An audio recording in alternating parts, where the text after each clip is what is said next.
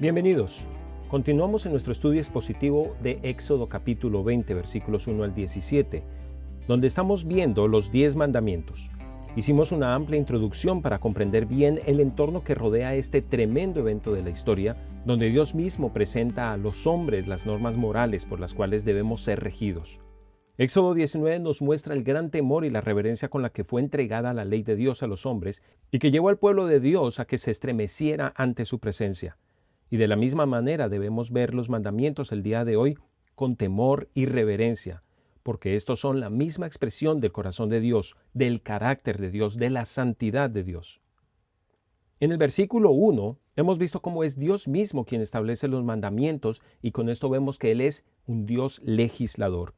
Él es el creador de la ley y es a la luz de esa ley que Él presenta todo su nivel de perfección por el cual todos los hombres somos juzgados.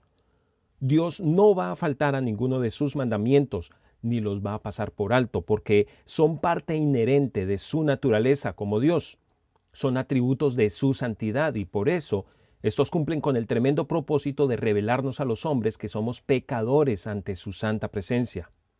Cabe notar que esta ley de Dios, aunque fue primordialmente entregada a los israelitas, también era para todos los hombres. No olvidemos que Israel no era un pueblo excepcional o que resaltara como la mejor nación del mundo para haber sido escogida por Dios como su pueblo. Dios tomó a Israel para a través de ellos anunciar a todos los hombres de todas las culturas y de todas las naciones cuál es el estándar de moral que es agradable al Dios verdadero.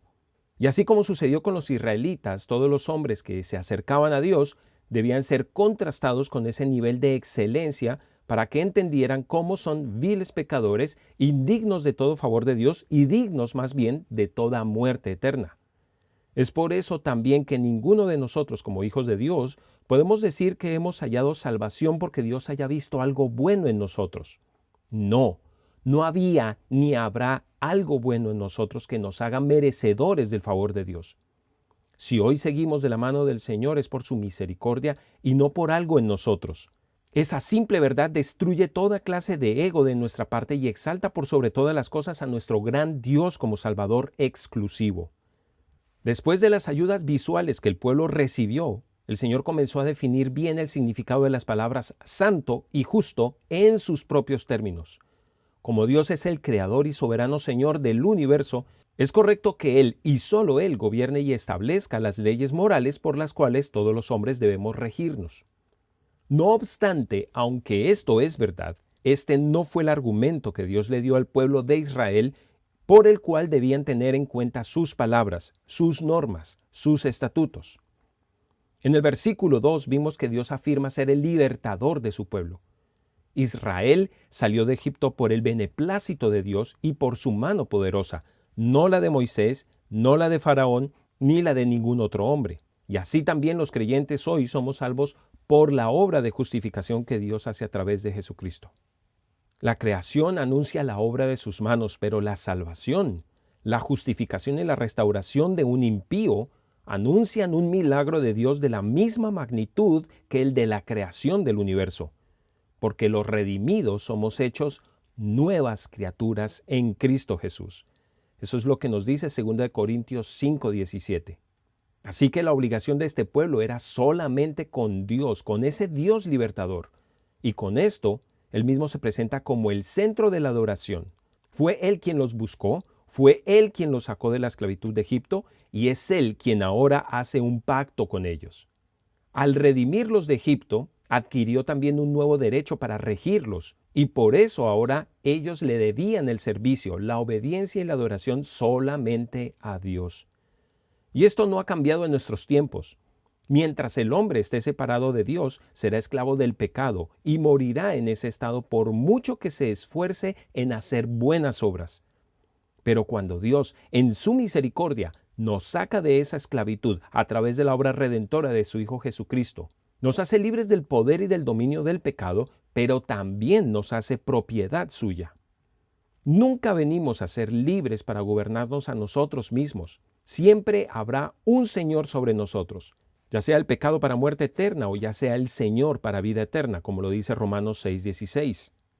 ¿No sabéis que si os sometéis a alguien como esclavos para obedecerle, sois esclavos de aquel a quien obedecéis, sea al pecado para muerte o sea de la obediencia para justicia? Así, la responsabilidad de todo creyente verdadero es solamente hacia el único Dios que nos brinda el regalo inmerecido de la salvación. Y esos mandamientos siguen vigentes hoy porque son para nuestro bien y son las buenas obras que Dios preparó de antemano para que anduviésemos en ellas. Es lo que Pablo dice en Efesios 2:10. Estas normas morales no provienen del hombre, sino de Dios, y por eso trascienden toda opinión humana. Por causa del pecado, los hombres tenemos un corazón corrupto y un entendimiento entenebrecido. Y por eso debe ser Dios quien determine las normas morales por las cuales debemos ser dirigidos para vivir correctamente y tener una vida buena en este mundo. Nunca antes había sucedido algo como lo que sucedió en este momento. Ningún otro pueblo sobre la tierra vivió esta experiencia de Israel a los pies del monte Sinaí. Y Dios ahora va a poner las cosas en claro con su pueblo. No olvidemos que la declaración que Dios les dio en el capítulo anterior seguía en pie. Si obedecen mis mandamientos, entonces serán un pueblo santo, un pueblo especial con una relación especial y serán de mi propiedad. Éxodo 19:5. Y la respuesta del pueblo también seguía en pie. Haremos todo lo que tú nos ordenes. Éxodo 19:8. Así que cuando veamos cada uno de los mandamientos, debemos tomarlos para nosotros, así como fueron entregados por Dios para su pueblo hace más de 3000 años. Y debemos apropiarnos de ellos como iglesia, como cuerpo de Cristo que somos. El Señor Jesucristo dijo en Juan 14:15, si me amáis, guardad mis mandamientos.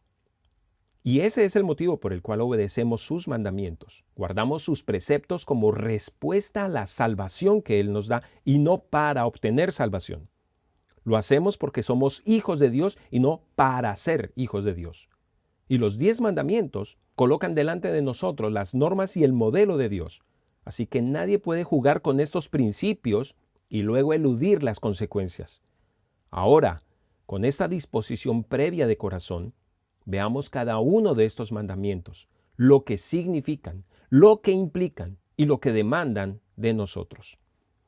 Les invito a que vayan en sus Biblias, por favor, a Éxodo capítulo 20, versículos 1 al 6. Éxodo capítulo 20, versículos 1 al 6. Dice así la palabra de Dios. Y habló Dios todas estas palabras diciendo, Yo soy Jehová tu Dios que te saqué de la tierra de Egipto, de casa de servidumbre. No tendrás dioses ajenos delante de mí. No te harás imagen ni ninguna semejanza de lo que esté arriba en el cielo, ni abajo en la tierra, ni en las aguas debajo de la tierra. No te inclinarás a ellas, ni las honrarás, porque yo soy Jehová tu Dios, fuerte, celoso, que visito la maldad de los padres sobre los hijos hasta la tercera y cuarta generación de los que me aborrecen. Y hago misericordia a millares, a los que me aman y guardan mis mandamientos. Oremos. Bendito Padre Celestial, Dios del cielo y de la creación, hoy te damos gracias por el privilegio que tenemos de poder conocer tus preceptos y con ellos poder conocer más de tu persona, más de tu carácter, más de tu santidad. Te damos gracias porque tú aún sigues hablándonos hoy a través de tu palabra y por medio de tu Espíritu Santo. Sé tú, por favor, guiándonos a toda tu verdad. Destapa nuestros oídos, quita de delante de nuestros ojos todo velo de mentira y de engaño que no nos dejan ver tu gloria y que nos impiden acercarnos a ti de la forma en la que tú deseas. Te rogamos por todos los que hoy acudimos a ti para escuchar tu voz, para que tú nos reveles más de tu gloria manifestada a través de tu Hijo Jesucristo y de tu santo evangelio de salvación. Cambia nuestra forma de pensar para que podamos corregir nuestras acciones y así podamos honrarte y glorificarte como tú lo deseas. Gracias por la misericordia que nos das de conocer estos estatutos y por el privilegio de recibir el gozo de la vida eterna a través de tu Hijo Jesucristo. En el nombre de tu Hijo Cristo Jesús oramos. Amén. Primer mandamiento. no tendrás dioses ajenos delante de mí. Éxodo capítulo 20 versículos 1 al 3 y también Deuteronomio 5 del 6 al 7. Esta declaración es tan importante que ningún otro mandamiento tendría valor o sentido si faltara este mandamiento. La obligación que tenía Israel de vivir de acuerdo con este primer mandamiento le llevaría a la obligación de obedecer los otros 9 mandamientos.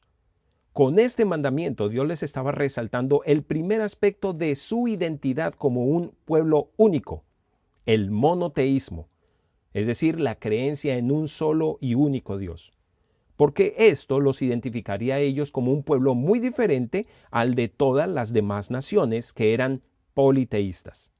Es decir, adoraban muchos o varios dioses.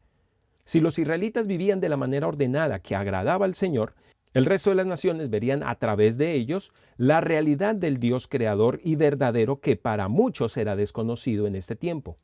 Esta enseñanza de un único Dios había sido bien establecida desde el momento en que las primeras 4 familias progenitoras de la humanidad bajaron del arca después del diluvio. Pero con el pasar de los años, los hombres creyeron ser sabios en sus propios razonamientos, abandonaron la verdad y terminaron sirviendo a múltiples dioses diferentes al Dios verdadero. Esto lo vemos en culturas como la egipcia, que llegaron a venerar a más de 700 dioses. Los griegos y los romanos también fueron politeístas, y hoy en día lo vemos a través de muchas naciones, como los hindúes, con cerca de 330,000 dioses diferentes.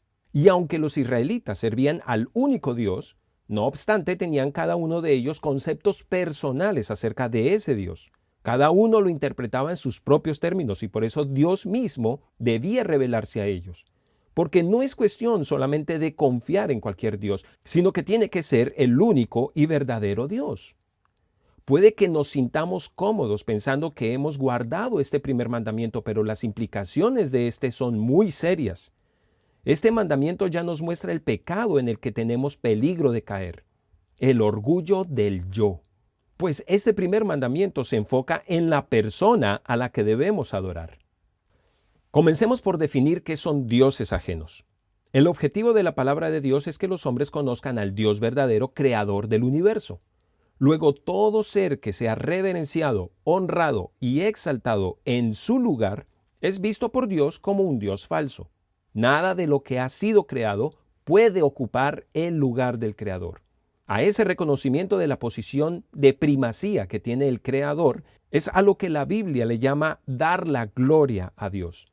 Y Dios no va a permitir que sus criaturas honren, alaben y glorifiquen a otro ser diferente de Él. ¿Por qué? Porque otro gran atributo de Dios es que Dios es celoso. Dios no dará su gloria a nada ni a nadie. Mire lo que dice Éxodo 34:14. En este versículo se nombra 2 veces este atributo de Dios.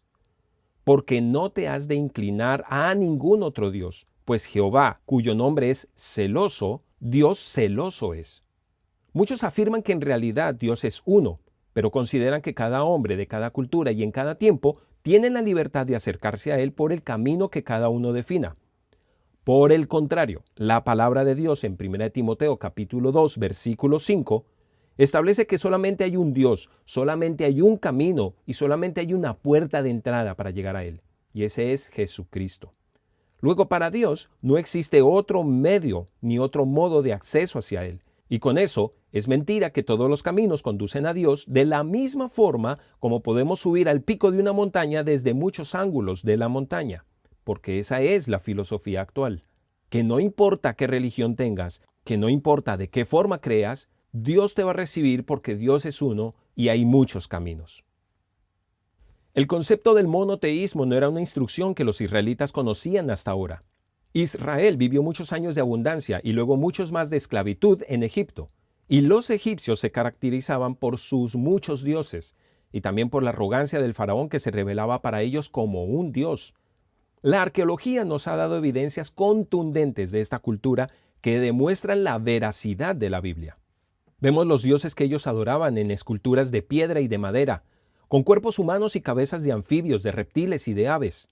De hecho, cada una de las 10 plagas que fue enviada a Egipto antes de la salida de Israel Estuvo dirigida a 10 de sus principales dioses falsos.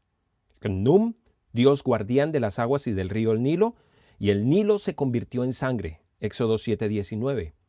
Heket, diosa de la vida y de la fertilidad con cabeza de rana, y Dios les envía una plaga de ranas. Éxodo 8:5. Geb, Dios creador y de la tierra, y Dios les envía una plaga de piojos. Éxodo 8:16. Jepri, Dios del sol y de la vida eterna, y Dios les envía una plaga de moscas, o mejor traducido del hebreo, una plaga de insectos. Éxodo 8:21. Nator, diosa del cielo y protectora del ganado, y el ganado muere. Éxodo 9:3. Imhotep, Dios de la medicina y de las sanidades, y Dios les envió una plaga de úlceras. Éxodo 9:8. Nut era la diosa del cielo y de la lluvia, y Dios les envía granizo. Éxodo 9:22. Isis fue la diosa de la fertilidad, y Dios les envía la fertilidad de las langostas. Éxodo 10:4. Ra era venerado como el dios sol, y Dios les envía tinieblas. Éxodo 10:21. Y Anubis, dios de la muerte, y con ello Dios les trae la muerte de los primogénitos. Éxodo 11:4. Todo lo que ellos tenían por deidades fueron destruidas por el poder del único Dios verdadero. En Éxodo capítulo 12, versículo 12, el Señor dice: y ejecutaré mis juicios en todos los dioses de Egipto, yo Jehová. ¿Cuál fue el testimonio de todo esto? En Éxodo 18:11 vemos que Jetro, el suegro de Moisés, después de haber escuchado el testimonio de cómo él sacó al pueblo de Egipto, dice: ahora conozco que Jehová es más grande que todos los dioses, porque en lo que se ensoberbecieron, prevaleció contra ellos. Dios aquí lo dice muy claro: la idolatría es soberbia de los hombres, porque todo hombre que se niega a venerar, a honrar y a adorar únicamente al único Dios, está lleno de soberbia. La idolatría es rebelión directa contra Dios, sin importar cómo vaya disfrazada. Al reflexionar sobre este mandamiento, la mayoría de las personas consideran de forma lógica que solo se prohíbe adorar ídolos o dioses de las culturas primitivas y paganas, como los dioses de la lluvia, dioses de la tierra, de la fertilidad y todos los demás dioses de la naturaleza, o los dioses de los estratos más altos, como el dios romano Júpiter o el dios griego Zeus. Y por eso este mandamiento es irrelevante para muchas personas en nuestro tiempo, porque lo ven como un mandato que fue solamente para nuestros antepasados. Lo interesante es que, de acuerdo con la palabra de Dios, este mandamiento no solo es relevante en la vida moderna, sino que además es en muchos aspectos la matriz de los demás mandamientos. Porque actualmente los hombres tenemos tantos dioses falsos como los antepasados. Y si nosotros logramos identificar esos falsos dioses y nos abstenemos de honrarlos, entonces acabaríamos con el mayor de los obstáculos que nos impiden una relación perfecta con Dios y de bendición. Piensa en esto: la avaricia hace del dinero un dios. La sensualidad hace del cuerpo un dios. La gula hace de la comida un dios. La vanidad hace de la belleza y el glamour un dios. Y así podría seguir nombrando muchas cosas que los hombres tenemos como ídolos. Y en términos generales, la envidia, la arrogancia, el orgullo y la soberbia hacen de nosotros mismos nuestro propio Dios. Por eso decía que este mandamiento ya nos muestra el terrible pecado en el que podemos caer: el orgullo del yo. Si nuestros padres, si nuestra pareja, nuestros hijos, si nuestra familia, si nuestra posición o estatus social, si nuestro trabajo, si nuestros logros, si nuestros títulos, si nuestra apariencia, nuestro dinero, nuestra mascota, si nuestro auto o cualquier otra cosa ha sido en algún momento lo más importante para nosotros, lo que llena nuestra vida, lo que le da sentido a nuestra vida, entonces hemos quebrantado este primer mandamiento. Cualquier persona o cosa que amemos o que sirvamos más que a Dios, sea lo que sea, estamos haciendo de ello un Dios falso, un ídolo, y por eso la Biblia lo llama idolatría. La idolatría es la reverencia, la exaltación o la devoción excesiva a algo o a alguien. El Señor ordenó a su pueblo que no debían adorar ni venerar a nada ni a nadie fuera de Él. Y la razón que Dios nos da es clara. Versículo 2. Yo soy Jehová tu Dios. Cuando los israelitas sufrían como esclavos en Egipto, ellos clamaron a Dios y Él tuvo misericordia de ellos por su pacto hecho con Abraham. Y cuando Moisés es enviado para liberar a su pueblo, Él les revela cuál es su nombre verdadero. Yo soy el que soy. Así dirás a los hijos de Israel, yo soy, me envío a vosotros. Éxodo 3:14. Y ahora que son libres, les da este primer mandamiento basado en ese libertador que Él es para su pueblo. Y no es que existan otros dioses que sean menos poderosos que Dios. Existen otros seres más poderosos que los hombres, sí, como los ángeles y los demonios, pero no son dioses. No hay nada ni nadie que iguale a Dios o que supere a Dios. El problema con nosotros es que todo poderío, toda fuerza, todo ser que sobrepasa los límites humanos, llega a ser considerado por nosotros como una deidad. Y por eso es necesario que el Dios verdadero se dé a conocer a los hombres y establezca sus propias normas, establezca sus propios principios, establezca su propia moral. Ahora, ¿por qué es importante el monoteísmo?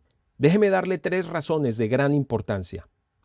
Primero, porque un solo Dios hace una sola raza humana. Si todos tenemos en común el mismo Dios, entonces todos seremos mutuamente hermanos de una misma familia y seremos miembros de un mismo cuerpo. Seremos hijos de un mismo Dios. En segundo lugar, porque tener el mismo Dios hace que ninguna persona de cualquier raza o grupo social sea intrínsecamente más valiosa que otra. Es decir, no habrá una raza aria o una raza superior a otra. Todos los hombres, sin importar su procedencia, la región de donde vengan, todos seremos iguales ante ese único Dios. Y así es. Y en tercer lugar, porque un mismo Dios indica también un mismo estándar moral para todos los hombres.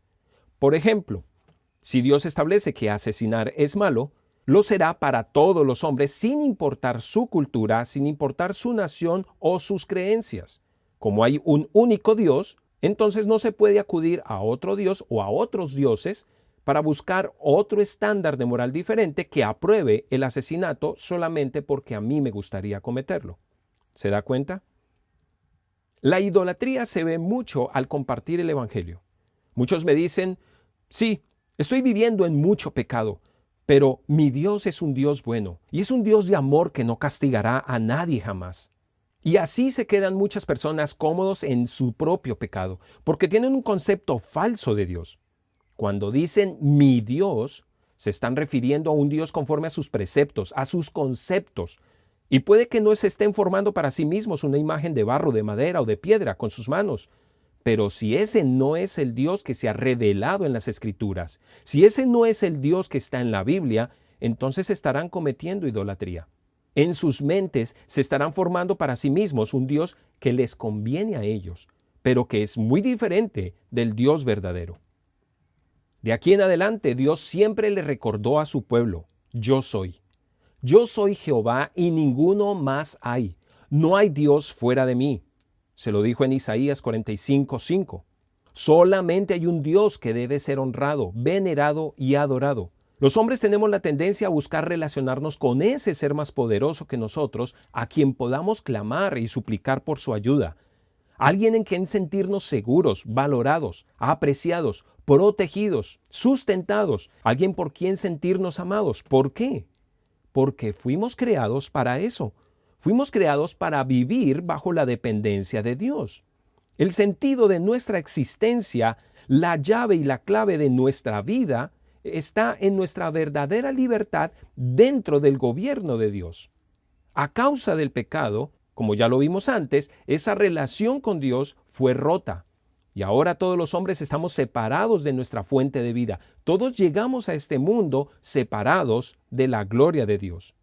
La muerte llegó como el resultado del pecado. Y no solamente fue muerte física, sino también muerte espiritual. Separación eterna con Dios. Y todo aquel que llega a negar esa fuente de vida, Dios le llama un necio, como lo dice en el Salmo 14:1.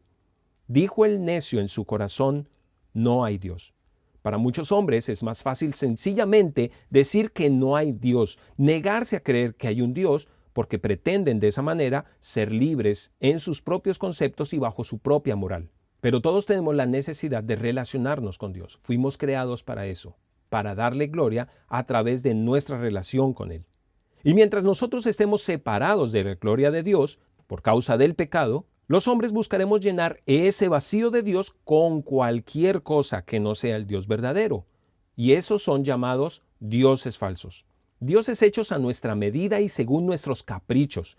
Dioses de acuerdo a nuestra propia mente reprobada. Nunca ha habido nada que satisfaga nuestra sed de Dios, aparte de Él mismo. Nuestro vacío de Dios es tan enorme que por eso los hombres no hallamos ni siquiera suficiencia en un solo Dios y por lo tanto vemos tantos dioses. Un Dios para la vida, otro para la agricultura, un Dios para el mar, otro para la lluvia, un Dios para la tierra, un Dios para el fuego, un Dios para la fertilidad, un Dios para el amor y otro para la guerra, un Dios para la fuerza, otro para el mal, otro para el guardián de las almas, otro para la muerte. Y así sucesivamente con cada necesidad de nuestra vida. Un Dios para conseguir pareja, un Dios para nuestros imposibles, un Dios para el trabajo, un Dios para la salud, un Dios para el sustento. Y la lista es interminable. Usted se puede llenar de tantos dioses como necesite y nunca estará satisfecho o satisfecha. ¿Por qué? Porque solamente hay un Dios y ese Dios es suficiente.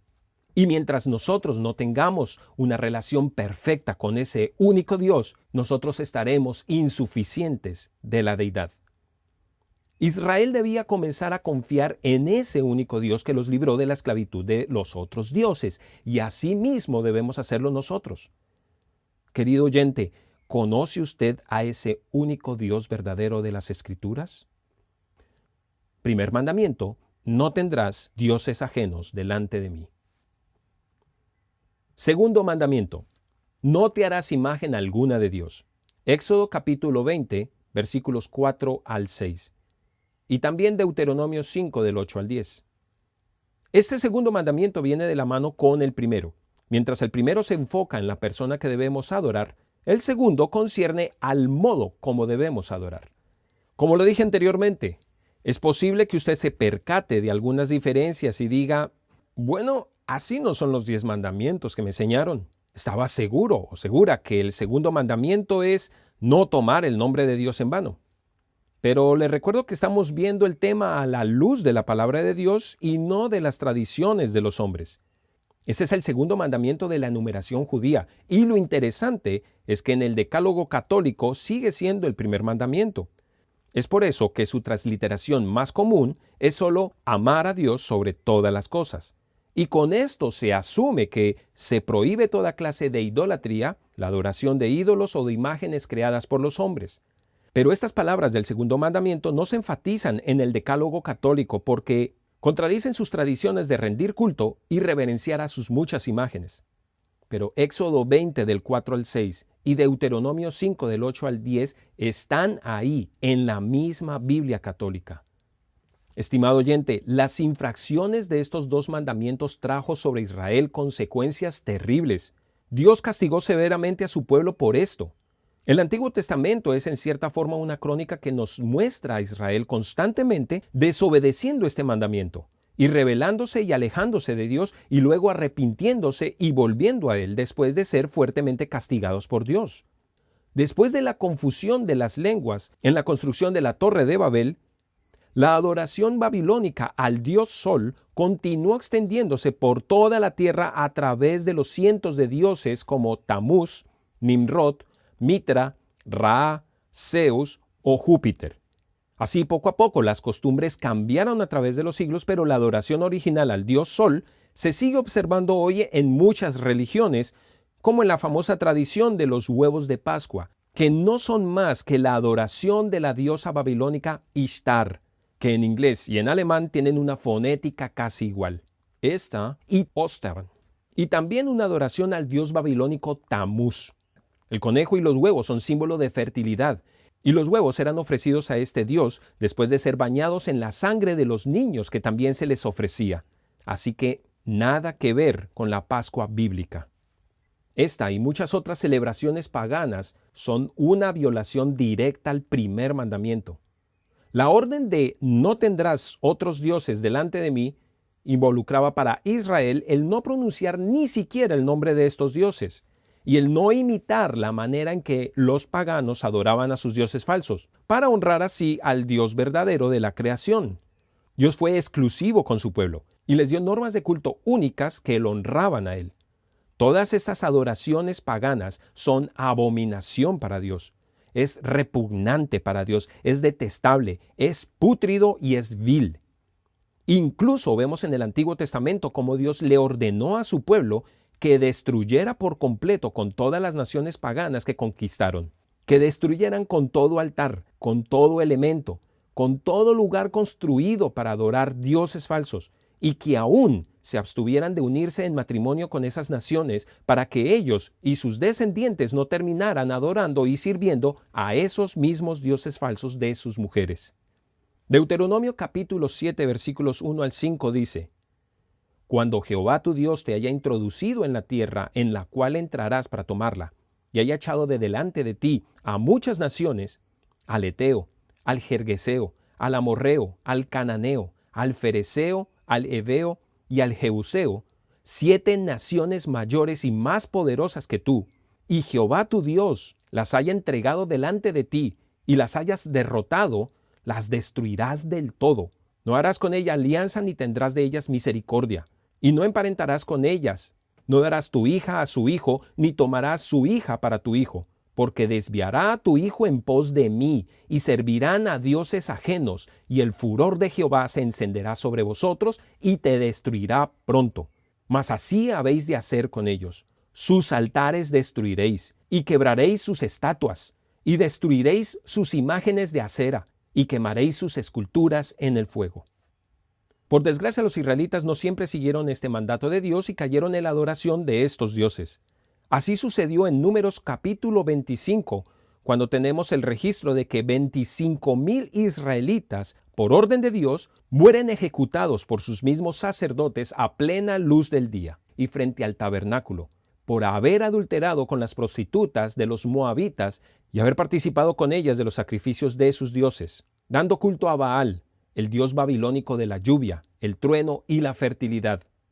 Este dios era una escultura humana de piedra con cabeza de buey, tenía sus brazos extendidos y bajo de estos ponían fuego ardiendo. Y los moabitas ofrecían a este dios su hijo primogénito recién nacido, y los bebés ardían vivos en las manos de este dios. Ahora usted ve por qué Dios aniquiló a estas naciones y por qué le prohibió a su pueblo que adoptaran sus costumbres. La adoración a Baal fue heredada por muchas otras naciones como la de los cananeos en el dios Moloc. Y así sucedió tristemente también con Salomón. Primera de Reyes capítulo 11, de los versículos 1 al 4, nos narra cómo él terminó adorando los dioses de sus esposas paganas. Pero el rey Salomón amó, además de la hija de Faraón, a muchas mujeres extranjeras, a las de Moab, a las de Amón, a las de Edom, a las de Sidón y a las Eteas, gentes de las cuales Jehová había dicho a los hijos de Israel: no os llegaréis a ellas, ni ellas se llegarán a vosotros, porque ciertamente harán inclinar vuestros corazones tras sus dioses. A estas pues se juntó Salomón con amor, y tuvo 700 mujeres reinas y 300 concubinas, y sus mujeres desviaron su corazón, y cuando Salomón era ya viejo, sus mujeres inclinaron su corazón tras sus dioses ajenos, y su corazón no era perfecto con Jehová su Dios como el corazón de su padre David. Incluso los israelitas crearon para ellos un Dios cuando Dios mismo les estaba dando estas leyes en Éxodo capítulo 32. El mismo pueblo que había dicho apresuradamente: haremos todo lo que Jehová ha dicho, fue el que hizo un becerro de oro fundido para adorarlo. Los versículos 19 al 20 de Éxodo 32 nos relatan cómo Moisés fundió el becerro de oro, lo molió hasta reducirlo a polvo y se lo dio a beber con el agua a todo el pueblo. Porque la adoración de ídolos siempre es una amenaza para la pureza de los hijos de Dios, y ellos debían aprender que el polvo será el final de todo ídolo labrado por los hombres. Esto nos muestra cuán serio es este mandamiento. De acuerdo con el versículo 3, todo acto de idolatría estará delante del Señor. El Señor dice: no tendrás dioses ajenos delante de mí. Primero que todo, porque no hay idolatría que se oculte de Dios. Él lo ve todo y no hay ídolo que Él no conozca. Y segundo, para que todos ellos que buscan acercarse al Dios verdadero de la creación, les quede establecido que no deben tener ninguna imagen de Él para reverenciarla. Dios ya nos habla a través de su palabra en términos que sean posibles y claros para los hombres. Dios usa un lenguaje antropomórfico, es decir, utiliza un lenguaje en forma de hombre para darse a conocer. Dios es espíritu y aún así su palabra nos habla de sus manos, de sus pies, de sus ojos, de su boca y de su carácter para que nosotros le conozcamos como el Dios personal que es y para que confiemos en Él, porque confiar en Dios requiere de fe. Según Hebreos 11:1, la fe es la certeza de lo que se espera, la convicción de lo que no se ve. Y el momento de nuestra salvación sucede cuando creemos en esa obra de justificación que Él hace por nosotros a través de su Hijo Jesucristo en la cruz. Eso es lo único que nos hace aceptos ante el Padre. Y cuando decimos que creemos en Jesucristo, pero también ponemos nuestra confianza en otros personajes que erradamente consideramos como intercesores, estamos trayendo dioses falsos delante del Señor y así lo estamos deshonrando a Él. Si decimos que creemos en Jesucristo para salvación, pero hacemos uso de otros personajes como intercesores ante el Padre, entonces no estamos viendo a Jesucristo como nuestro único y suficiente Salvador, y por lo tanto no es una fe genuina para salvación. Es como si dijéramos, bueno, yo confío en Jesús, pero por si acaso tengo otros mediadores. Y en la salvación no podemos tener una reserva extra. ¿Por qué? Porque solo Cristo es suficiente para nuestra justificación ante el Padre. Con Cristo no necesitamos de otros mediadores porque solo hay un mediador entre Dios y los hombres, Jesucristo hombre. 1 Timoteo 2:5. No hay que ir tan lejos viendo culturas politeístas, como las tribus indígenas que adoraban al sol, a la luna o a la tierra. Basta solo con ver cómo muchos hombres hoy dicen creer en Jesús, pero consultan a los adivinos, a las brujas y a los agoreros. Consultan las cartas y el horóscopo, confían en la energía de las piedras, siguen la lectura de la mano y de los astros, imploran a sus ancestros para que los guíen, los cuiden, los protejan y los ayuden y los prosperen, y dirigen sus plegarias a cientos y cientos de santos especializados, cada uno de ellos en un área de la vida. Así como los politeístas tienen un Dios para cada área de sus vidas. San Antonio de Padua, patrono de las mujeres estériles, de los pobres, de los viajeros, de los albañiles, el patrón de los panaderos y los papeleros. San Judas Tadeo, patrono de las causas imposibles. San Valentín, mundialmente conocido como el patrono de los enamorados. San Juan de Dios, patrono de los enfermos. Santa Marta, la patrona de los hogares, por la historia bíblica en la que se relata que Jesús llegó a su casa y fue bien recibido por ella. Es considerada como la patrona de las amas de casa, de las cocineras y de los hoteleros. San José, considerado el patrono de la familia. Santo Tomás de Aquino, patrono de la educación. San Martín de Porres, patrono de los barberos. Santa Inés, patrona de las jovencitas. Santa Dorotea, patrona de los jardineros, y ni hablar de todas las vírgenes que hay. La de Guadalupe, la de Lourdes, la del Carmen, la de Fátima, la Virgen de la Caridad de Cobre y muchas más. Todos los devotos a estos santos aseguran creer en el Trino Dios y afirman que no adoran a los santos, sino que los veneran, y que eso es diferente. Pero, mi estimado amigo, permítame darle la definición que da el diccionario de lo que es la palabra venerar. Venerar es respetar en sumo grado, rendir culto o adoración. Decir no adoramos, solo veneramos es solamente engañarse a usted mismo usando una palabra diferente para infringir el mandamiento. De hecho, el versículo 5 ni siquiera alcanza a usar la palabra adorar para establecer el mandamiento. Por favor, mírelo. Mire lo que dice. No te inclinarás a ellas ni las honrarás. Honrar es mostrar respeto, consideración o admiración. Más adelante veremos que Dios nos ordena que honremos a nuestros padres, pero aquí los ídolos y las imágenes ni siquiera deben ser honradas. Usted no puede honrar, considerar, respetar y mucho menos venerar a ídolos, y mucho menos postrarse ante ellos, encenderles velas o quemarles incienso, tocarles, besarles y luego pretender que está agradando a Dios con ello. Dios es celoso y Él no compartirá su gloria con nadie y no admitirá adoración a través de ídolos que lo representen, porque solo hay un representante oficial de Dios y ese es Jesucristo, la imagen misma de su sustancia, el Dios hecho hombre, el Verbo de Dios en medio de nosotros hecho carne. Y esa instrucción es ratificada precisamente por Moisés en Deuteronomio capítulo 4, versículos 23 al 29, cuando el pueblo iba a entrar por fin a la tierra prometida. Guardaos, no os olvidéis del pacto de Jehová vuestro Dios, que Él estableció con vosotros, y no os hagáis escultura o imagen de ninguna cosa que Jehová tu Dios te ha prohibido, porque Jehová tu Dios es fuego consumidor, Dios celoso. Cuando hayas engendrado hijos y nietos, y hayas envejecido en la tierra, si os corrompiereis, e hiciereis escultura o imagen de cualquier cosa, e hiciereis lo malo ante los ojos de Jehová vuestro Dios para enojarlo, yo pongo por testigos al cielo y a la tierra, que pronto pereceréis totalmente de la tierra hacia la cual pasáis el Jordán para tomar posesión de ella. No estaréis en ella largos días sin que seáis destruidos. Y Jehová os esparcirá entre los pueblos, y quedaréis pocos en número entre las naciones a las cuales os llevará Jehová.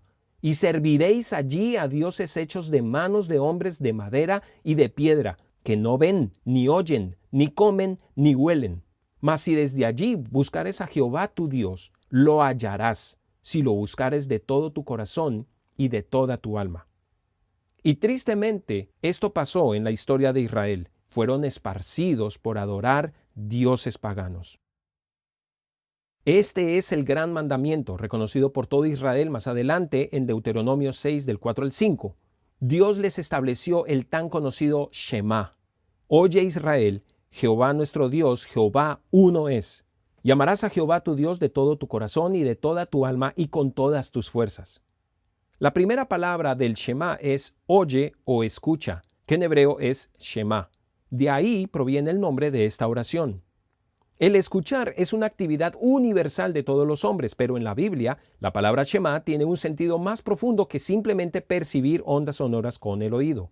En hebreo, Shema significa pon atención a, concéntrate en y obedece. En hebreo, esta palabra involucra la acción de escuchar y responder, como cuando alguien grita pidiendo auxilio y otro va a rescatarlo.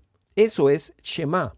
Es por eso que muchos de los versos de los libros de los Salmos comienzan con esta palabra como un clamor para que Dios escuche y atienda a nuestras necesidades.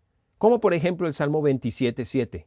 Oye, oh Jehová, Shema Jehová, mi voz con que a ti clamo, ten misericordia de mí y respóndeme. Y así como le pedimos a Dios que atienda a nuestro clamor, el Señor le dijo a Israel en el monte Sinaí, en Éxodo 19:5, ahora pues, si Shema, si dieres oído a mi voz y guardares mi pacto, vosotros seréis mi especial tesoro sobre todos los pueblos, porque mía es toda la tierra.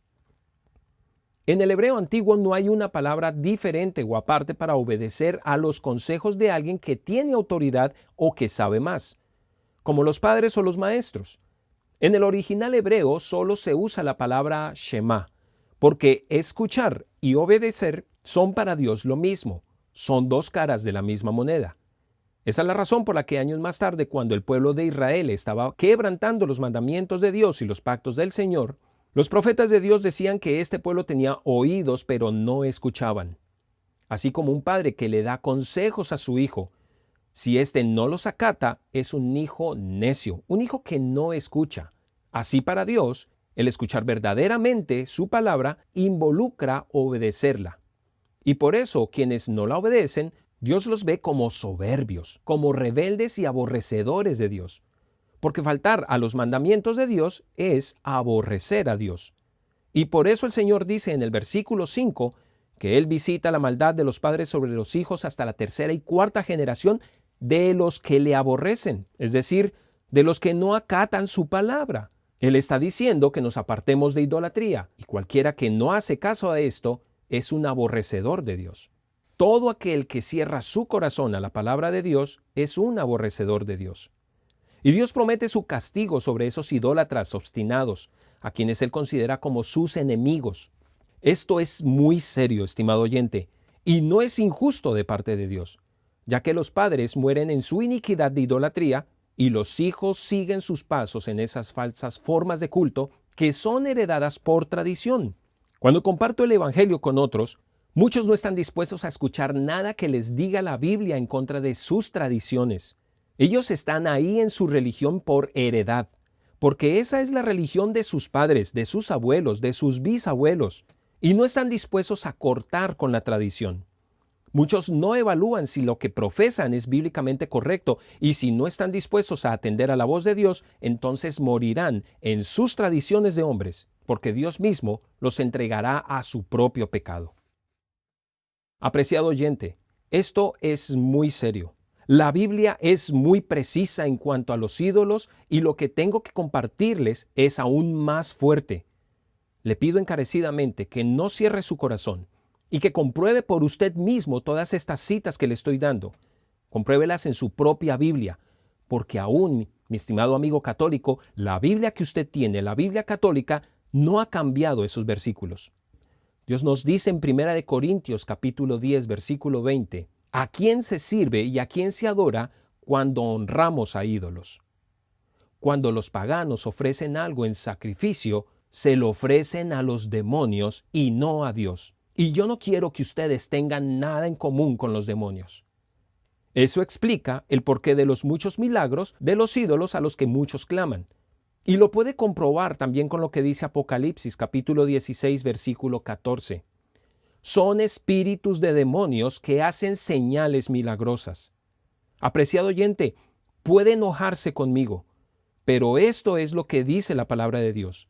El Señor no actúa a través de ídolos. Y 2 Corintios 4:4 dice que como los hombres no creen, el Dios de este mundo, mire cómo denota a Satanás, los ha hecho ciegos de entendimiento para que no vean la brillante luz del Evangelio de Cristo glorioso, imagen viva de Dios.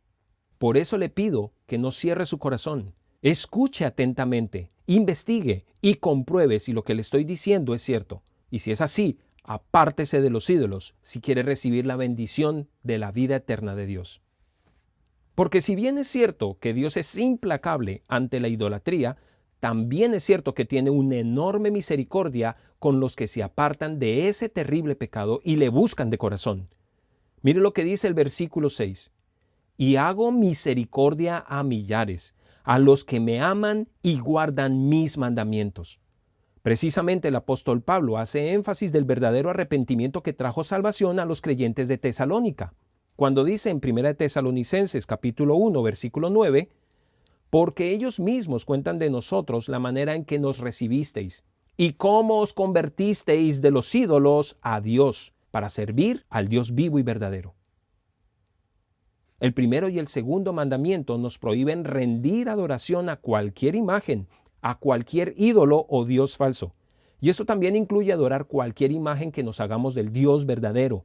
Dios no quiere que ningún hombre se incline frente a imágenes, íconos o cuadros que intenten representarlo, debido a que el Señor es espíritu y no podemos formarnos una imagen física de Él. Mira el versículo 4. No te harás imagen ni ninguna semejanza de lo que esté arriba en el cielo, ni abajo en la tierra, ni en las aguas debajo de la tierra. El Dios invisible de la creación se da a conocer a nosotros a través de un lenguaje humano para que le conozcamos como persona. Y muchos piensan que no tiene nada de malo tener una representación pictográfica de Dios o de otro personaje bíblico. Muchos enseñan que una imagen, un cuadro o una estampilla cualquiera de la deidad simplemente es igual a tener una foto de un ser querido con el fin de recordarnos su persona. Entiendo perfectamente las buenas intenciones de muchos, pero el problema es que esta comparación no nos sirve en este caso. Es claro que las fotos de nuestros seres queridos no son, para muchos de nosotros, nuestro motivo de adoración, pero estas son una imagen real de sus facciones humanas, mientras que por el contrario, ninguno de los hombres tiene una imagen real de Dios. Imagine por un momento que mi esposa encuentra en mi billetera la foto de una hermosa modelo, y cuando ella la ve, me pregunta enfadada quién es y por qué la tengo ahí. Imagine que mi respuesta es, bueno, pues es para acordarme de ti siempre que la veo. Eso es absurdo. Y cualquier mujer estaría furiosa de que su esposo esté admirando una imagen diferente a la de ella. Su enojo revelaría el celo que tiene por su esposo. Ustedes, mujeres, si están casadas, no toleran que su esposo esté admirando a otra mujer diferente de ustedes. ¿Por qué? Porque usted está casada con él y la admiración de ese hombre debe ser solo para su esposa. ¿Sabe cómo se llama cuando se falta a eso? Se llama adulterio. Y asimismo, Dios se casó con Israel. Él fue quien liberó a este pueblo de su vil esclavitud y ahora Israel solo debía adorar al Señor. Mira Isaías 54:5. Porque tu esposo es tu hacedor, el Señor de los ejércitos es su nombre, y tu Redentor es el Santo de Israel, que se llama Dios de toda la tierra. ¿Lo ve? Y cuando Israel cometía idolatría, cometía adulterio espiritual, y así es con cada creyente. Muchos de los que no estarán de acuerdo con esto presentarán como argumento válido las muchas formas en las que Dios le dio a su pueblo una imagen de su deidad, como por ejemplo la serpiente de cobre en el asta, en Números 21 del 4 al 9. Y en efecto, muchos judíos se salvaron del terrible juicio de Dios con solo mirar esta figura que Moisés labró. Pero ¿es esto pretexto para hacernos imagen alguna de Dios? ¿Se contradice Dios con esto que ordenó? Por supuesto que no. Dios no se va a contradecir a sí mismo. La respuesta a todo esto es que la única imagen del Dios invisible está en la segunda persona de su divinidad, la persona de Jesucristo. Él es la imagen del Dios invisible, nos dice Colosenses 1:15. Y cuando Dios tomó a su pueblo y lo sacó de Egipto, comenzó a darle ejemplos representativos del Mesías, la nube que los guiaba en el día, la llama de fuego que guiaba en la noche, el maná que descendió del cielo, la fuente de agua viva que salió de la roca misma de donde salió el agua, el tabernáculo y todas las partes del tabernáculo, y hasta la serpiente en el asta que anunciaba cómo un día el Mesías cargaría sobre la cruz con el pecado de todos nosotros para librarnos de la esclavitud del pecado. Y precisamente con el pasar del tiempo, el pueblo hizo de este símbolo un ídolo, y por eso el rey Ezequías, descendiente del rey David, lo destruyó. Segunda de Reyes 18:4 nos dice que Ezequías quitó los lugares altos y quebró las imágenes y cortó los símbolos de acera e hizo pedazos la serpiente de bronce que había hecho Moisés, porque hasta entonces le quemaban incienso los hijos de Israel y la llamó Neustán, cosa de bronce. Asimismo, al hacernos en nuestras mentes una imagen falsa del Dios verdadero que revelan las Escrituras, también estamos quebrantando este mandamiento. Sabemos que Dios es amor, que Él es bueno, que Él es misericordioso. Pero muchos se niegan a creer que Él también es un Dios de ira y de juicio que aborrece el pecado. Por eso Él visita la maldad de los padres sobre los hijos hasta la tercera y cuarta generación de los que le aborrecen. Versículo 5. Pero ¿sabe cuándo se termina con esa ira santa de Dios? Cuando alguien se aparta de la idolatría. Mire el versículo 6. Su ira prevalece 3 y 4 generaciones, pero su misericordia prevalece a millares de los que se arrepienten. Yo espero que usted sea uno de ellos, porque la única forma que tenemos de conocer al verdadero Dios es que Él mismo se revele a nosotros, y Él lo ha hecho a través de su palabra y quiere que todos los hombres le conozcamos como Él es realmente. Su misericordia es tan inmensa que hoy no nos da el castigo que merecemos y que muchas naciones paganas recibieron anteriormente, porque la ira santa de su celo fue derramada sobre su Hijo Jesucristo, la única imagen visible de su deidad. Y por ese sacrificio de Cristo, ahora Él está siendo paciente para con todos los hombres, porque no quiere que ninguno se pierda, sino que todos le conozcan y procedan a Él en arrepentimiento. Dios siempre ha sido misericordioso. Sus brazos siempre han estado abiertos para todos aquellos que le buscan. Así lo hizo con Ruth, la moabita que le dio la espalda a sus ídolos, a sus tradiciones y a su paganismo, para volverse al único Dios vivo y verdadero de su suegra Noemí. Le dice Ruth a Noemí en Ruth 1:16, tu pueblo será mi pueblo y tu Dios será mi Dios. Todo esto y mucho más está implícito aquí, y nos da una visión muy amplia de lo que significan estos dos mandamientos que muchos resumen con simplemente amar a Dios sobre todas las cosas. Pero la pregunta es, ¿quién de nosotros puede amar a Dios con todo su corazón, con toda su alma y con todas sus fuerzas? Ahora ya sabemos cuántas veces y de cuántas formas hemos faltado a este mandamiento. Cuando adoramos o veneramos imágenes representativas de dioses falsos o imágenes representativas del Dios verdadero, cuando ponemos frente a nosotros y ante Él a otros intercesores diferentes de Jesucristo, y cuando veneramos nuestro propio becerro de oro, que puede ser el trabajo, el orgullo, el dinero, la popularidad, la vanidad, el auto, el teléfono, nuestra computadora, nuestra pareja, nuestros hijos, algún personaje famoso, un cantante, actores, deportistas o líderes religiosos, cuando anteponemos los pasatiempos y otras personas. Algunas de estas cosas pueden no ser malas en sí mismas, pero la veneración que les damos o el lugar de primacía que le damos en nuestro ser, en nuestra vida, hacen de estas un ídolo. Siempre que valoramos algo o a alguien por encima de Dios, la hemos convertido en un ídolo. La palabra de Dios es enfática y precisa. No tendrás dioses ajenos delante de mí, y no te harás ninguna imagen, y no te inclinarás a ellas, y no las honrarás. La respuesta siempre es la misma. Adora solamente a Dios. Y adoramos a Dios a través de adorar a Jesucristo, porque Él es Dios hecho hombre. Solo Jesucristo es el patrono suficiente para nuestras vidas.